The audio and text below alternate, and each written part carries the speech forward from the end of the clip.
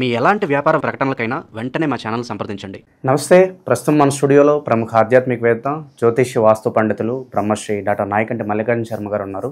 So ఓవరాల్గా August మాసంలో ధనుసు రాశి పరిస్థితి గురుగారిని అడిగి తెలుసుకుందాం. నమస్కారం. నమస్కారం అండి. ఆగస్టు మాసం శ్రావణ మాసం గురుగారు, ధనుసు రాశి పరిస్థితి ఎలా ఉండబోతుంది, ఎలాంటి జాగ్రత్తలు తీసుకోవాలి? తప్పకుండా. ఓం శ్రీ గురుభ్యో నమః. ధనస్సు రాశి వాళ్ళ యొక్క ఫలితాలు చెప్పుకునే ముందు ఆయా ఏ గ్రహాలు ఏ రాశుల్లో ఉన్నాయో తెలుసుకుందాం.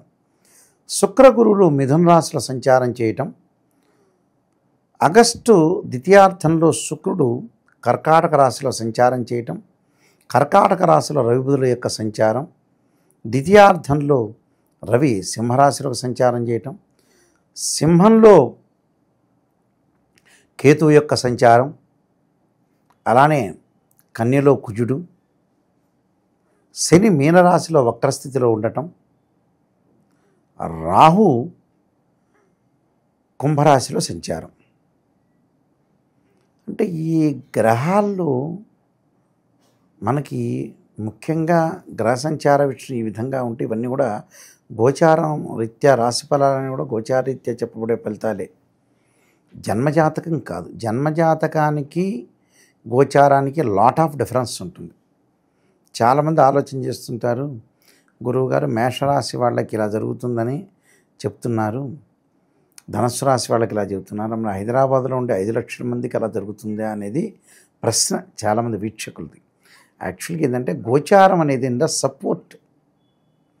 మనిషి నిలబడలేకపోతే సపోర్ట్. ఆ క్షణంలో ఆయనకు అదృష్టాన్ని కలిసి వచ్చే మార్గం ఏంటంటే గోచారం. బర్త్ చార్ట్ చాలా ఇంపార్టెంట్. అది బర్త్ చార్ట్కిను గోచారానికి చాలా డిఫరెన్స్ ఉంది. బర్త్ చార్ట్ ఒక చెట్టుకి వేళ్ళు బర్త్ చార్ట్, బయట ఆకులు గోచారం. ఆకులు ఏమవుతాయి? ఎండాకాలం రాలిపోతాయి. అంటే వర్షాకాలం మొలవటము, చలికాలం ఉండటం, ఎండాకాలం రాలిపోవటం. అంటే గ్రహాల యొక్క ప్రభావం కూడా ఆ చక్రం తిరుగుతుంది. అంటే బచక్రంలో ఈ గ్రహాలన్నీ కూడా ఎప్పుడు కూడా కొన్ని తిరుగుతూ ఉంటుంటాయి. కానీ బర్త్ చార్ట్లో అలానే ఉంటుంది, ఫిక్స్డ్. అలానే మనం పుట్టింది ఏదైతే ఉంటుందో లాంగిట్యూడ్ లాటిట్యూడ్ తీసుకుని అక్షాంశ రేఖను తీసుకుని 16 లగ్న కుండలని అనాలిసిస్ చేసి సేమ్ అలానే ఉంటుంది. అలాంటిది ధనస్సు రాశి వాళ్ళకి ఎలా ఉండబోతుంది? ధనస్సు రాశి వాళ్ళకి శని వక్రగతి ఉండటం వల్ల ఫేవరబుల్గా ఉంటుంది.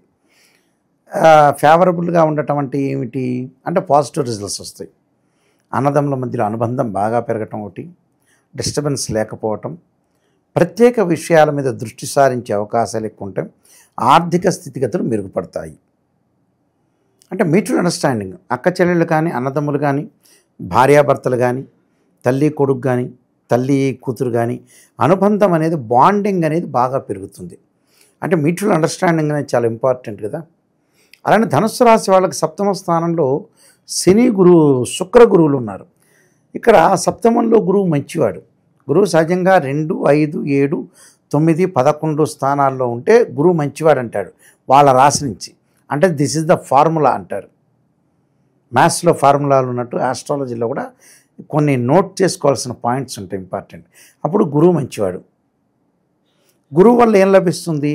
సప్తమంలో గురువు ఉన్నాడు. ధనస్సు రాశ్యాధిపతి గురువు సప్తమంలో ఉండటం, చతుర్థాధిపతి కూడా అక్కడ సప్తమంలో ఉండటం వల్ల వాహనాలు కొనుగోలు చేస్తారు. తల్లి యొక్క ఆరోగ్యం మెరుగుపడుతుంది. అలానే ప్రాథమిక విద్య ఏదైతే 7th క్లాస్ వరకు ఉన్న విద్యని విద్యార్థులు బాగా కాన్సన్ట్రేషన్ బాగా చదువుతారు. పోటీ పరీక్షల్లో ఉత్తీర్ణత సాధించడం, అలానే ఐఐటి స్థాయిలో ఉన్న విద్యలో ఐఐటి ఎంట్రన్స్ కానీ, నీట్ కానీ వాటిల్లో కూడా మంచి ర్యాంక్ వచ్చే అవకాశాలు ఎక్కువ ఉంటాయి. అలానే మంచి సుసంపన్నమైన క్యారెక్టర్ గల వరుడు కానీ, వధువు కానీ లభించడం, పెళ్ళయ్యే అవకాశాలు ఎక్కువగా ఉంటాయి. అదొకటి గురువు వల్ల మంచి లాభం. శుక్రుడు వల్ల ఏమవుతుంది అంటే వివాదాలు వస్తుంటాయి. సప్తమంలో శుక్రుడు ఉన్నాడు కాబట్టి భార్యాభర్తల మధ్యలో చిన్న చిన్న విషయాల మీద ఆందోళన చెందటం, మానసికంగా ఆందోళనను తగ్గించుకోవాలి. నేనైతే ఏదైతే ఆందోళన పడుతున్నారంటానో ఎంబటే వాళ్ళు తగ్గించుకోవాలని అర్థం. ఎక్కడ ఏదైతే ఉంటుందో దాన్ని ఫినిషింగ్ చేసుకోరా. గురువుగారు నాయకంటి గారు ఇలా చెప్పారు, చెప్పంగానే ఇది ఈ నెలలో జరుగుతుంది అని అంటే ఎంబటే దీని వైపు వెళ్ళకూడదు, ఈ సెక్టార్ వైపు వెళ్ళకూడదు, బహు జాగ్రత్తగా ఉండాలి. అదే పెద్ద రెమెడీ వీళ్ళకి. అదొకటి. తర్వాత మిగతా గ్రహాలు మనం చూసుకునేటట్టయితే తృతీయంలో కుంభంలో రాహు ఉన్నాడు. తృతీయంలో రాహు మంచివాడు. విదేశాలకు వెళ్ళటం, అబ్రాడ్ వెళ్ళే అవకాశాలు ఉంటాయి. నరదృష్టి తగ్గుతుంది వీళ్ళకి. గతంలో ఏదైతే నరదృష్టి ఉందో బంధువుల్లో కానీ చుట్టాలు కానీ మిత్రులు కానీ ఈ నరదృష్టి తగ్గే అవకాశాలు బాగా ఎక్కువ ఉంటాయి. వెల్ అండ్ గుడ్, నరదృష్టి తగ్గిందంటే చాలా మంచిదే. అయితే వీళ్ళకి జీవితానికి ఒక గుర్తింపు, రికగ్నైజర్ వచ్చే అవకాశం కూడా ఉంటుంది. జీవితాన్ని ఎన్హాన్స్ చేసుకుంటారు. లైఫ్ను లీడ్ రోల్లో తీసుకోవడానికి ప్రణాళికాబద్ధంగా కొన్ని ఆలోచన మార్గాలు పెరుగుతుంటాయి. అది కూడా చాలా మంచిదే, ప్రాబ్లం ఏం లేదు.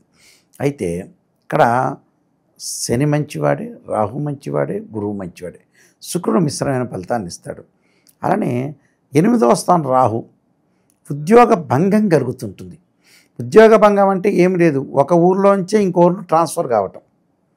అలానే బుధుడి వల్ల వ్యాపారంలో కొన్ని చికాకులు కలుగుతుంటాయి. వ్యాపారం కొంత అనుకూలంగా లేకపోవడం జరుగుతుంది. ఎందుకంటే సప్తమాధిపతి అష్టమంలో ఉండటం వల్ల వ్యాపార పరంగా, వృత్తిపరంగా ఈ వ్యాపారం నేను చేయలేను, నేను వేరే చూసుకుంటాను అన్న ఆలోచన అసలు మార్పులు.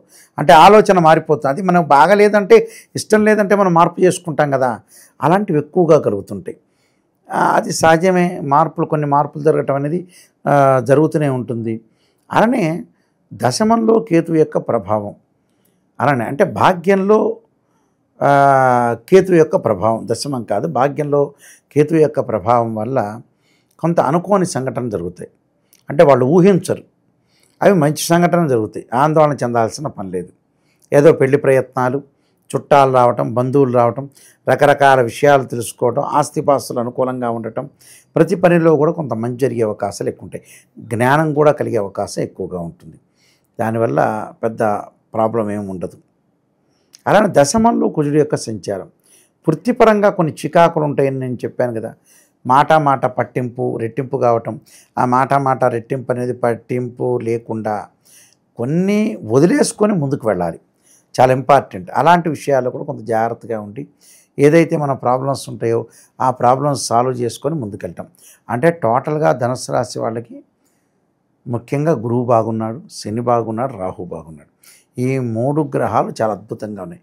రవి వచ్చే మిశ్రమైన ఫలితాన్ని ఇస్తాడు. కాబట్టి టోటల్గా కొన్ని పరిహారాలు చేసుకొని ముందుకెళ్తే మంచి జరిగే అవకాశం ఉంటుంది. ఓవరాల్గా ఎలాంటి పరిహారాలు వీళ్ళ బాగా కలిసి వస్తాయి అంటారు గురుగారు ధనుసు రాశి వారికి?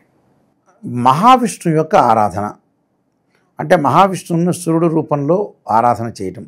ఉషాఛాయ సమేత సూర్యనారాయణ స్వామి అంటారు కదా, సూర్యనారాయణ స్వామిని ఆరాధన చేయటం. దానితో పాటు వాళ్ళు చేయాల్సింది ఏంటంటే దీనితో పాటు సూర్యుడు యొక్క నమస్కారాలు, సూర్య హోమం చేయటం. ప్రత్యేకంగా వీళ్ళు చేయాల్సిన విషయం ఏంటంటే ఆంజనేయ స్వామి గుడిలో ప్రదర్శన చేయాలి.